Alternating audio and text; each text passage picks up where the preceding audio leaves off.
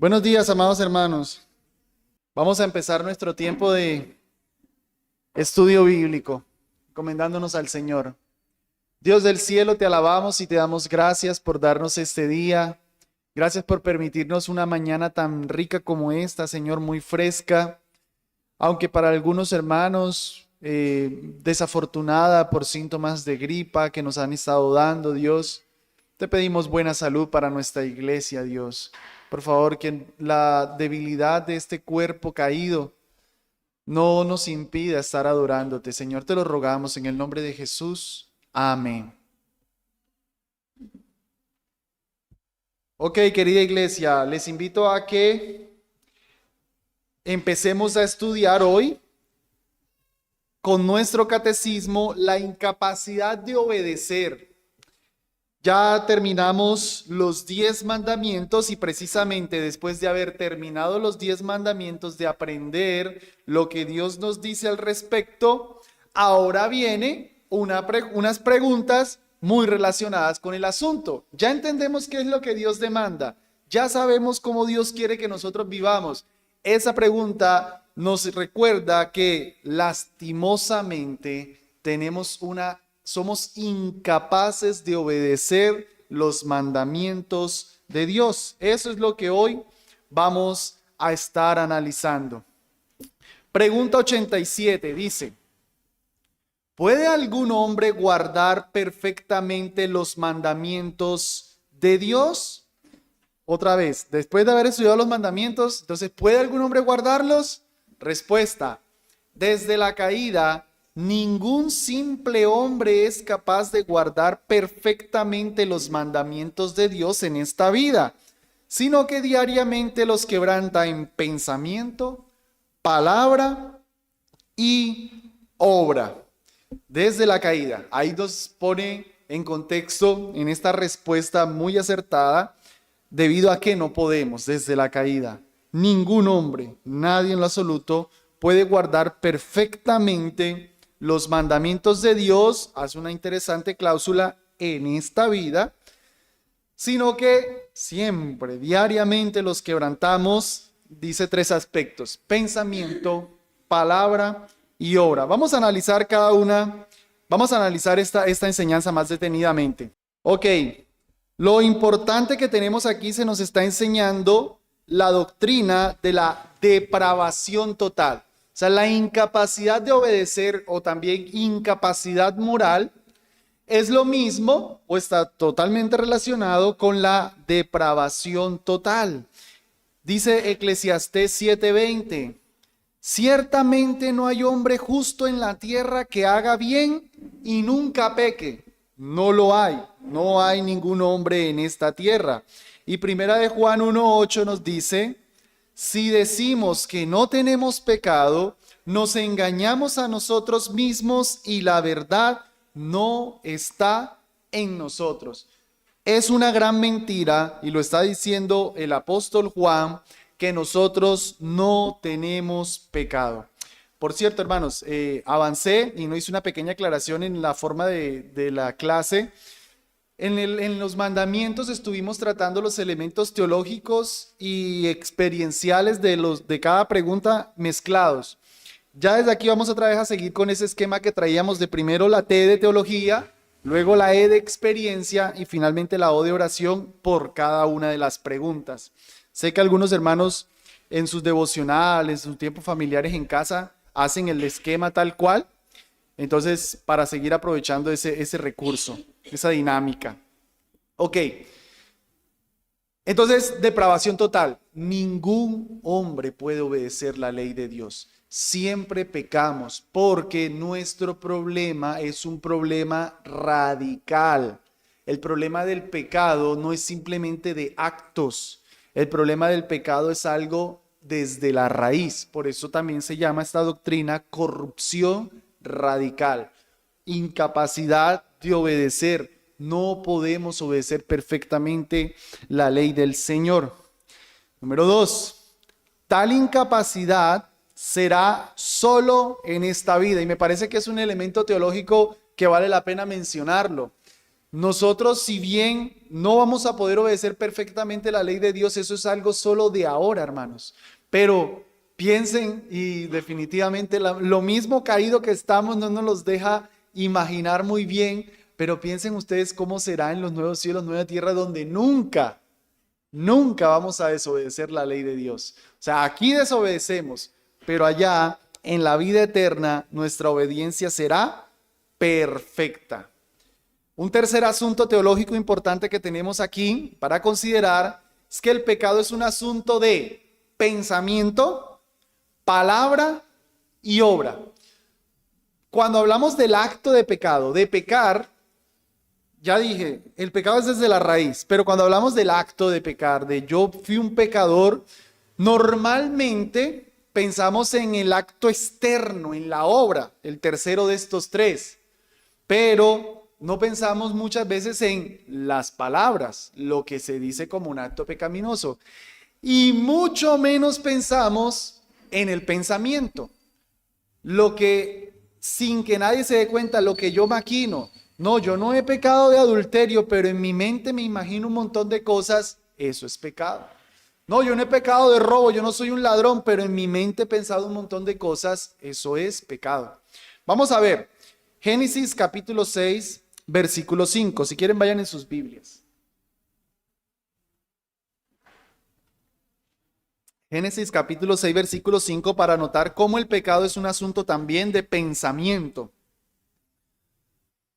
Dice así: y vio Jehová que la maldad de los hombres era mucha en la tierra, y que todo designio de los pensamientos del corazón de ellos era de continuo solamente el mal. Ojo, pensamientos del corazón. El corazón es lo que le diría la raíz. O sea, el corazón está mal. Esa sería la depravación total, la corrupción, el problema real, el corazón. Ese corazón piensa, tiene actos, piensa continuamente hacia el mal. Así como en otros textos se nos pudiera hablar de las obras del corazón, de las palabras que salen del corazón, aquí se nos habla de los pensamientos del corazón, o sea, lo que tendemos, lo que nos imaginamos, todas esas inclinaciones de continuo solamente al mal. Para lo de palabra, no vamos a ir a Santiago 3. Yo sé que conocen el texto, el famoso pasaje de la lengua, donde se nos dice que la lengua es un miembro muy pequeño, pero se jacta de mucha maldad. Ahí vemos todo lo que nuestras palabras son capaces de hacer. Solo quisiera que revisáramos el de Romanos, porque en este de Romanos también tenemos de las palabras. Vamos en sus Biblias a Romanos capítulo 3, desde el versículo 9. Repito, en Santiago tenemos un tratamiento especial de la lengua, pero vamos a ir al solo el texto de Romanos porque aquí tenemos tanto de la lengua como de la obra. Vamos a leerlo. Cuando veo ese versículo, cuando vengo a ese versículo, me imagino siempre lo que pasa cuando uno va al doctor y uno le está diciendo al doctor, doctor, es que mire que me están dando dolores de cabeza, estoy teniendo problemas de mareo, no sé, me vienen dando fiebre. Uno le describe una serie de síntomas, entonces el doctor manda a hacer un examen de sangre, porque con ese hemograma, entonces el doctor lee todo eso y dice, mira, tienes problemas de diabetes, tienes problemas de colesterol, tienes problemas de esto, un montón de cosas que la sola sangre diagnostica de nuestra biología, de lo físico. Bueno, Romanos 3 es como un hemograma espiritual. Dios nos toma la sangre espiritual. Llegamos donde Dios, y Dios, es que yo no sé, yo estoy luchando mucho con este pecado, y yo por qué no dejo de decir mentiras, y por qué por qué soy así. Entonces toma la sangre espiritual, y Romanos 3 es el hemograma espiritual. ¿Cómo está? ¿Cuál es el diagnóstico? Versículo 9. ¿Qué pues?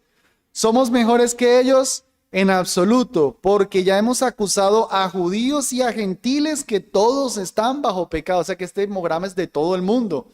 Judíos, gentiles, todos. Como está escrito, no hay justo ni aun uno. No hay quien entienda, no hay quien busque a Dios.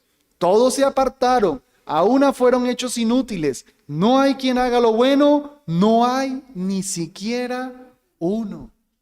Un problema radical, ninguno bueno. Sepulcro abierto es su garganta, con sus lenguas tratan engañosamente. Veneno de áspides hay debajo de sus labios. Su boca está llena de maldición y de amargura. ¿Ven lo de la lengua? Sus pies, eso tendría que ver también con las obras, sus pies son ligeros para derramar sangre, destrucción y miseria hay en sus caminos y no conocieron camino de paz. No hay temor de Dios delante de sus ojos, pero sabemos que todo lo que la ley dice, lo dice a los que están bajo la ley, para que toda boca se cierre y todo el mundo se sujete al juicio de Dios. Por cuanto por las obras de la ley ninguna carne será justificada delante de él, porque por la ley es el conocimiento del pecado. ¿Qué tal ese hemograma espiritual? Es un cáncer radical, ya consumió todo, un SIDA destruyó todo el sistema inmunológico, no se puede hacer absolutamente nada por esta persona. El problema está de raíz, ha contaminado todo. Y subraya en el versículo 19, para que toda boca se cierre y todo el mundo quede sujeto al juicio de Dios. Porque cuando uno le pregunta a alguien, para seguir con la ilustración, puede haber una persona que tenga un cáncer, tenga un SIDA y se ve muy bien. Y uno le pregunta, ¿estás enfermo? Y dice, no, yo no tengo nada. Y cuando se le hace el hemograma, se le dice, no, mira, vamos para cirugía porque estás muy mal. Aunque no se notaba, tenía el problema. Entonces pasa así. Muchos creen que no tienen nada, que pueden obedecer, que están muy bien con Dios, pero Romanos 3 dice, no, mira, el problema es serio. Cállate, que toda boca se cierre. Deja de creer que estás muy bien. Deja de creerte muy justo. Ok, entonces el pecado es un asunto de pensamiento, palabra y obra. Y en cuarto lugar, el aspecto teológico que nos enseña esta pregunta nos lleva a ver a Cristo como aquel que sí obedeció perfectamente la ley. Porque, ojo, volvamos a la pregunta, a la respuesta que nos daba el catecismo. Ningún simple hombre es capaz de guardar perfectamente los mandamientos de Dios. ¿Por qué diría un simple hombre? Pues porque Jesús fue el hombre. No fue un simple hombre, él era el Dios y hombre, un hombre como tú y como yo, verdaderamente hombre, no tenía no es que la divinidad los empoderó para obedecer la ley, no, él era el verdadero hombre que como verdadero hombre obedeció perfectamente la ley por nosotros. Él sí cumplió toda la ley en pensamiento, palabra y obra diariamente, de manera perfecta, nuestro Señor Jesucristo. Amén. Ok, un par de aplicaciones de esta sola pregunta. No podemos guardar la ley perfectamente, pero sí sinceramente. Que la doctrina, lo que acabamos de estudiar de la incapacidad que tenemos para pecar, no sea una excusa para pecar. No, porque aunque no la podemos obedecer perfectamente, la podemos obedecer sinceramente.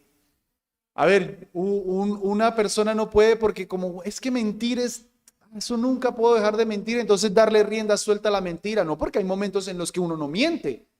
Y si uno puede en momentos no mentir, entonces no necesariamente soy presa de siempre estar mintiendo, ya hablando incluso a cristianos o a no cristianos.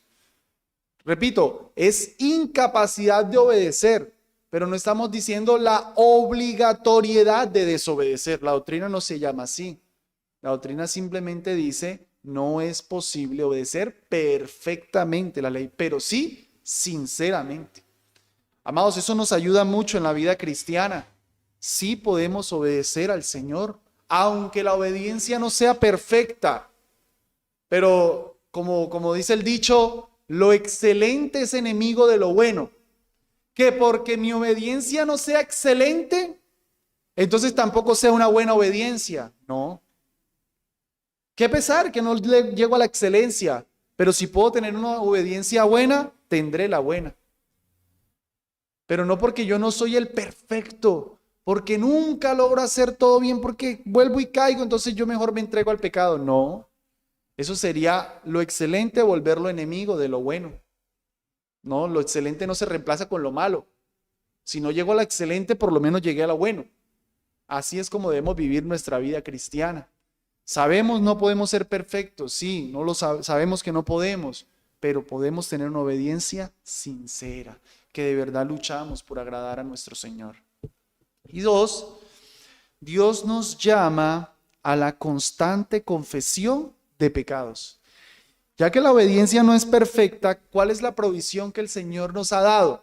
Relacionado a lo que estoy diciendo, no es, bueno, como ustedes son unos pecadores, como ustedes nunca obedecen perfectamente, entonces condenación, miren qué hacen con su vida. No, Dios nos dio una provisión, confesión, porque si pecamos, vamos a Primera de Juan 1:9, ese texto debería estar subrayado, memorizado.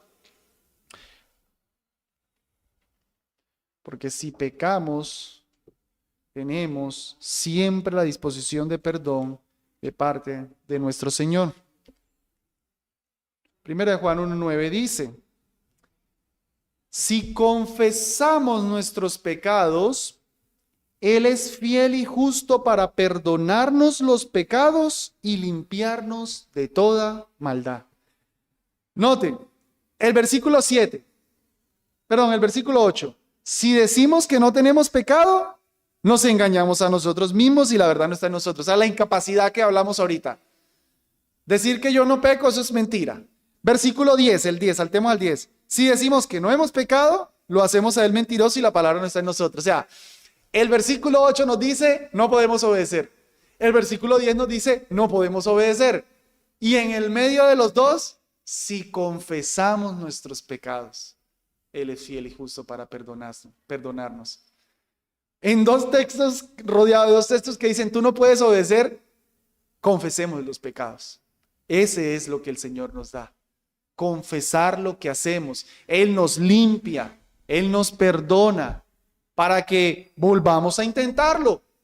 No pudimos, confiesa otra vez. Volví, confiesa otra vez. Y así es toda la vida cristiana. Si confesamos, no vamos a obedecer perfectamente. No puedes decir que tú no pecas de algo que tú jamás. No, eso no lo puedes decir. Eso sería decir mentiras. Siempre lo vas a cometer. Pero en medio de esa declaración está si confesamos. Él es fiel y justo. Él nos limpia para que entonces estemos andando mejor. Él nos da gracia para que podamos obedecer los mandamientos del Señor. Vamos a elevar una breve oración a la luz de esta enseñanza. Señor Dios del cielo, rogamos que tu bendito Espíritu nos ayude, nos capacite para tener esta obediencia que, aunque no perfecta, sí puede ser sincera. Líbranos, oh Señor, por favor, de tener esta verdad como excusa para el pecado.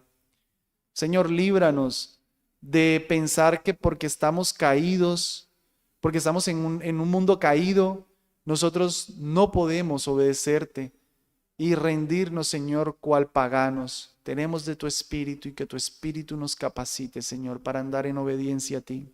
Perdona nuestros pecados, Dios, en el nombre de Cristo. Amén. Seguimos con la pregunta 88. ¿Son todas las transgresiones de la ley igualmente abominables? Qué pregunta tan interesante. Aquí me voy a detener un poquitico. Algunos pecados en sí mismos y por causa de diversos agravantes son más abominables que otros ante los ojos de Dios. A ver, ¿quiénes fueron aquí católicos juiciosos?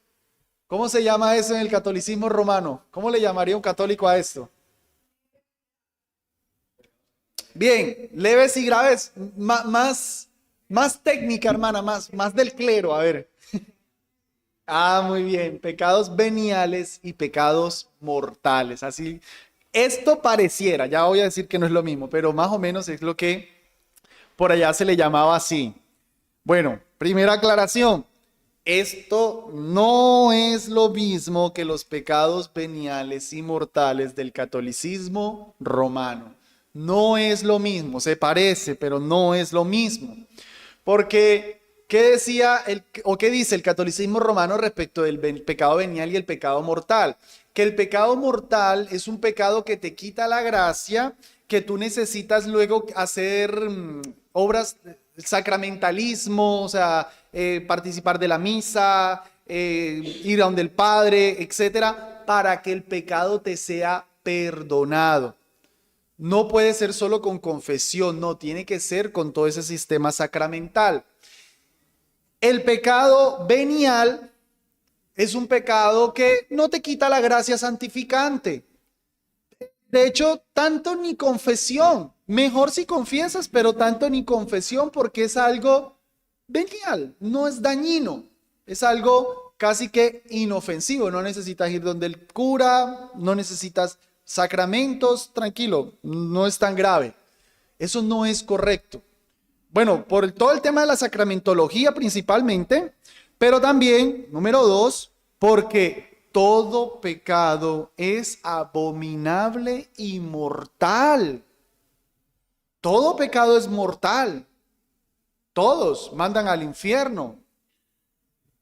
No me malinterpreten, pero en sí el pecado por el que estamos como estamos, de Adán y Eva, fue un pecado venial. Si lo ponemos en esas categorías, porque ¿qué era? Comer. No comas y comió. Ya.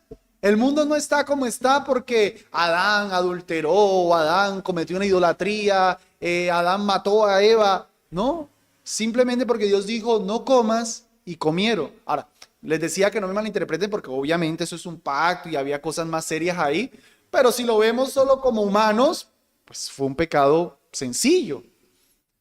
Entonces, pero fue mortal, muy grave, muy grave. Entonces no es correcto decir ese pecadito es inofensivo, no importa que no confieses, eso se soluciona, este sí te quita la gracia, este no. No, eso no es correcto, porque para Dios todo pecado es abominable y mortal. El texto que está de Romanos 6:23 dice, porque la paga del pecado es muerte. Ahí no dice la paga de los pecados graves, los pecados más serios, no, el pecado. ¿Cuál es la recompensa del pecado? La muerte. Son abominables. Miren lo que dice primera de Juan 3:4. Cualquiera que comete pecado transgrede también la ley, pues el pecado es transgresión de la ley. Si yo transgredo la ley, ¿cómo se le llama? Pecado. Y si yo pequé, ¿cuál es la recompensa? Muerte. Y si pequé, ¿qué piensa Dios? Abominable. Le desagrada profundamente. Entonces aquí este texto de primera de Juan nos está enseñando qué es el pecado. Cuando ustedes quieran definir el pecado, alguien les dice, ¿qué es pecado? Ustedes empiezan a echar cabeza y no como el egoísmo, como cuando yo no amo a Dios, como aquí dice explícitamente transgredir la ley. Eso es el pecado, transgresión de la ley. Hacer algo que la ley dice no y yo lo hago. O la ley dice sí y yo no lo hago. Eso es transgresión de la ley. Eso es pecado. Y si yo hago eso, ¿qué merezco? Muerte. Así eso sea chiquitico. Así eso sea algo muy serio. Todo pecado es abominable y mortal. Sin embargo, bueno, sí tenemos que reconocer, porque la Biblia lo hace, que hay pecados más graves que otros. No es que hay pecados mortales y veniales, hay pecados que son más graves. Todos merecen muerte, pero las consecuencias o lo abominable que es para Dios ese pecado es más que de otro. Todos son abominables, pero algunos le dan más repugnancia, por decirlo así. Vamos a ver la evidencia bíblica. Yo lo leo aquí en pantalla. Miren en pantalla, se los coloco. Ezequiel 8:6 dice, entonces me dijo, hijo de hombre, ¿no ves lo que estos hacen? Es Dios hablándole a Ezequiel. Las grandes abominaciones que la casa de Israel hace aquí para alejarme de mi santuario. Pero vuélvete aún, y aquí viene la clave, y verás abominaciones mayores. Noten, lo que están viendo, eso no es abominable a los ojos de Dios. Definitivamente. Pero dice que hay otras más abominables. ¿Dónde falla el catolicismo? Que el catolicismo tal vez diría, mira, aquí hay cosas que son veniales, pero te voy a mostrar unas que son mortales. Es así castigo yo. No, la Biblia reconoce aquí algo horrible, pero te voy a mostrar algo más horrible, le dice Dios a Ezequiel. El versículo 13. Y me dijo, vuélvete aún, verás abominaciones mayores que hacen esto. O sea, ya le había mostrado algo abominable, más abominable que lo abominable. Y ahora le dice, vas a ver una mayor que lo que es más abominable. O sea, va agravándose. Versículo 15. Y me dijo, ¿has visto, hijo de hombre? Vuélvete aún, verás abominaciones mayores que estas. Y ojo, que era el mismo pecado. Era la idolatría. Era un mismo pecado, pero se estaba cometiendo en grados más abominables. No eran, lo interesante de ese texto es que no son distintos pecados. No es que Dios los mostró por un lado que metían y después los mostró que mataban y después que tenían un ídolo. No, es la misma. Todo es idolatría, pero una idolatría más grave que otra idolatría. Qué interesante. Para que tampoco pensemos solo en términos de pecados, de tipo de pecado, es lo que quiero decir. Sí, definitivamente, ya se los decía cuando estudiamos los mandamientos, matar es más grave que codiciar. Pero es como para que no piensen solamente en, ok, matar es más grave y codiciar es menos. No, es que pudiera ser que hay diferentes grados de matar. No es lo mismo el que ofendió, no es lo mismo el que tomó venganza, no es lo mismo el que se fue a los golpes, no es lo mismo el que quitó la vida tal cual. De hecho, no es lo mismo el que quitó la vida con sevicia, ¿no? La ley, incluso la ley humana juzga eso. Una persona mató a otra, pero cuando lo mató, no sé, le dio, perdónenme lo gráfico, 30 disparos. Pues ya la ley aplica una sanción mayor porque hubo sevicia, no solamente hubo homicidio, sino que hubo sevicia. Entonces noten que aún la ley humana reconoce esa gravedad. La Biblia reconoce esa gravedad. Primera de Juan 5:16, perdón. Vayan en sus Biblias. Primera de Juan 5:16. Dice, si alguno viere a su hermano cometer pecado que no sea de muerte, pedirá a Dios y Él le dará vida. Esto es a los que no pecan de muerte. Hay pecado que es de muerte, por el cual yo no digo que se ruegue. Traje este texto a colación porque es uno de los que el catolicismo romano utiliza para decir que hay pecado mortal y venial, etc. Y ellos lo que harían aquí es poner unos pecados específicos en el que es un pecado de muerte. Bueno, yo en otras ocasiones ya he explicado esto, pero vale la pena siempre recordarlo. Creo que cuando Juan aquí se refiere a un pecado de muerte, no se está refiriendo a un pecado específico como el homicidio te da muerte de que pierdes la vida, o el adulterio te da muerte de que pierdes la vida, sino que muerte aquí se está refiriendo a una muerte espiritual, una muerte que eterna, muerte en el sentido espiritual. Por tanto, ese pecado del que aquí se habla es un pecado que te llevaría a la muerte espiritual, pero ustedes me dirán, pero pues pastor, ya lo decías, todo pecado tiene muerte. Bueno, por eso es que creo que eso se refiere a la apostasía, porque tiene que ser algo que yo identifico, yo veo que la persona lo cometió, porque si no, Juan, ¿cómo haríamos para no orar por un hermano que cometió un pecado si no sabemos cuál pecado es?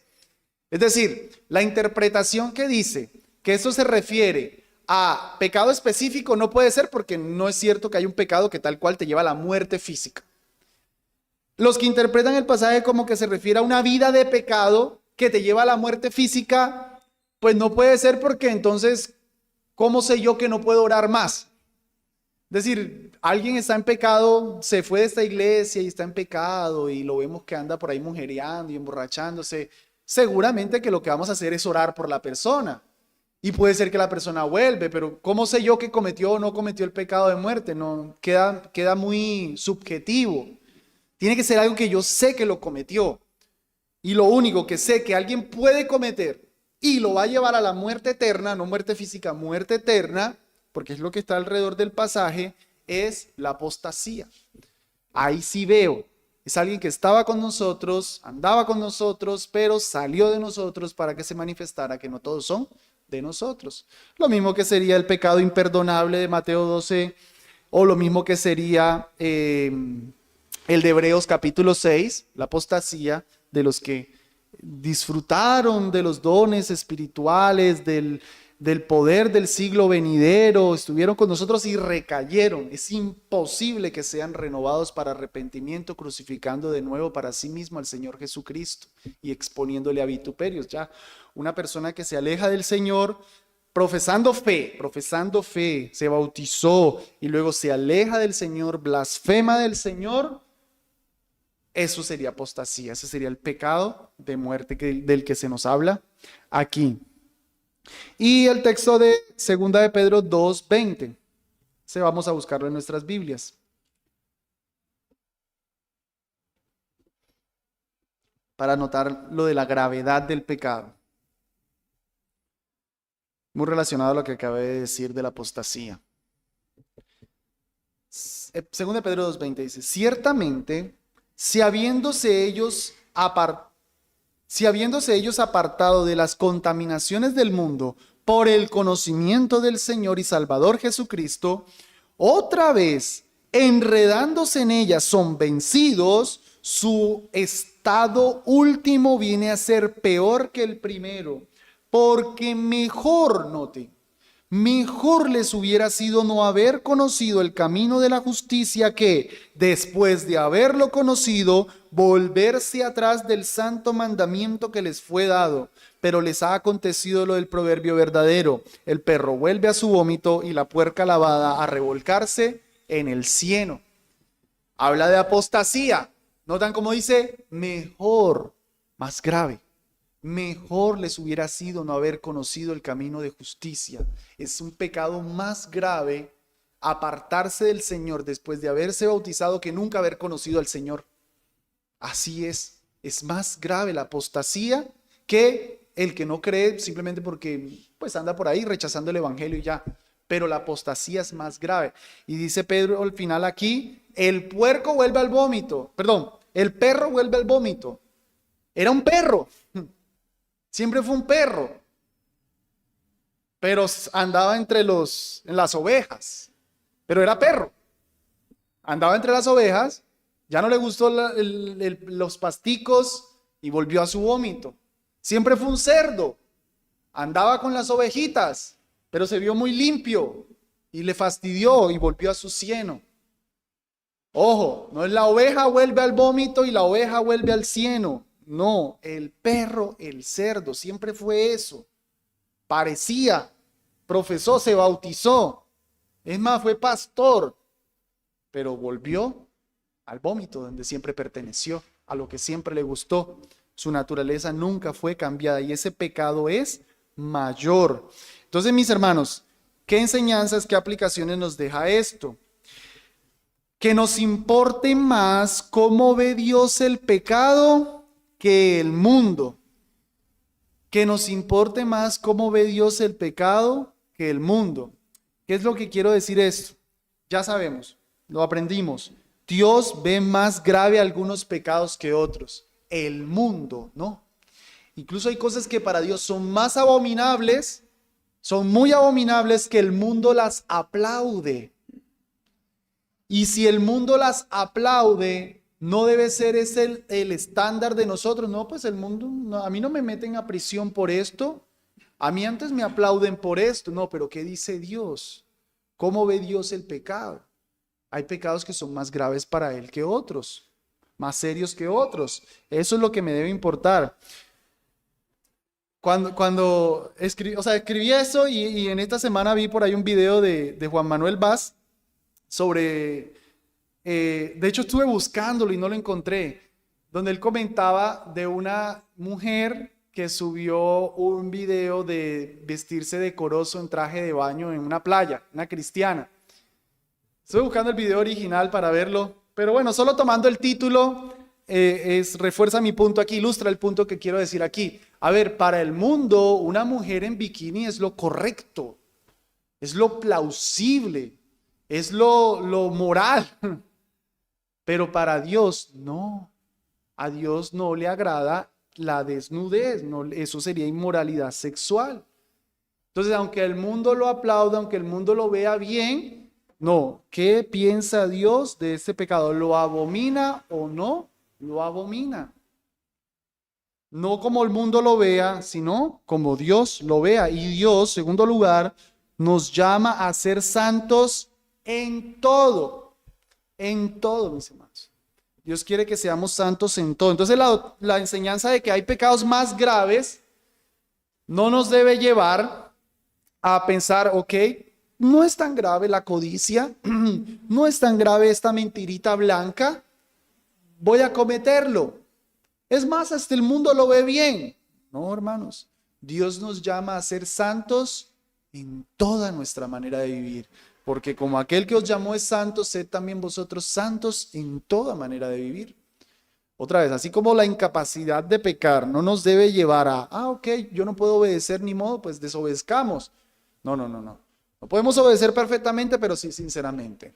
Esta doctrina no nos debe llevar a pensar, ok, como pecados, hay pecados más graves, este es uno de los chiquiticos, este no tiene consecuencias tan graves, no importa, de vez en cuando.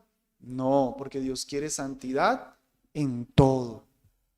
No importa que las consecuencias sean más graves. Claro, definitivamente queremos evitar pecados que sean más escandalosos, más graves. La misma conciencia nos refrena, pero cuidado, no empecemos a cauterizar la conciencia con pecaditos chiquiticos, con pecaditos mentiritas blancas, pecados que el mundo hasta risa da. No, amados, hay que obedecer al Señor en todo. Él quiere santidad en todo. Estudiar eso nos deja solamente con unas alabanzas a nuestro Señor, porque Él es santo, santo, santo. Alabemos a nuestro Señor por su santidad, porque Él es santo, es que desprecia todo pecado. Pasamos a la pregunta 89. ¿Qué es lo que todo pecado merece? Muy relacionado a todo lo que hemos estado estudiando. Todo, no los más graves, no los más chiquitos. Todo merece. Todo pecado merece la ira y la maldición de Dios, tanto en esta vida como en la venidera. ¿Qué elemento teológico veo en esa pregunta? Voy a ser muy breve aquí. Que las consecuencias del pecado se viven también en el presente. La pregunta, mire cómo lo decía. La respuesta, tanto en esta vida como en la venidera. No se nos olvide, amados, que en esta vida también se sufre de la ira y de la maldición de Dios sobre todo pecado. Sobre todo pecado. Lo que quiero aclararnos aún como cristianos o principalmente como cristianos es, no, ya yo soy salvo, soy libre de la ira del Señor, de la maldición de Dios, definitivamente voy a entrar a los reinos de los cielos, me voy a permitir un pecadito ahora. No, porque la ira y la maldición de Dios también llega en la tierra. Él a nosotros como hijos también muestra su desagrado. No nos va a mandar al infierno, no nos va a quitar la salvación, pero pueden venir también juicios del Señor sobre sus hijos, como un padre amoroso castigando a sus hijos, disciplinándonos. Y amados, no juguemos con el Señor. Una película de la vida real, un caso por allá de la India, me pareció tan confrontante. Se trataba de una escuela, había una niña que era muy inteligente, la niña era muy inteligente, y había en ese salón de clases la bully, las malas, muy malas. Y hubo un incendio y la niña muy buena quedó encerrada, a propósito la encerraron en un cuarto, y como hubo el incendio la niña terminó muriendo. Eso fue un caso de la vida real. Se pusieron a hacer la investigación, pues claro, ¿qué pensaron? Las malas. Aparte que las malas le hacían bullying a ella. ¿Cuántas cosas malas les habían hecho las bullying y las bullying no fueron? Ellas no la metieron ahí en ese cuartico.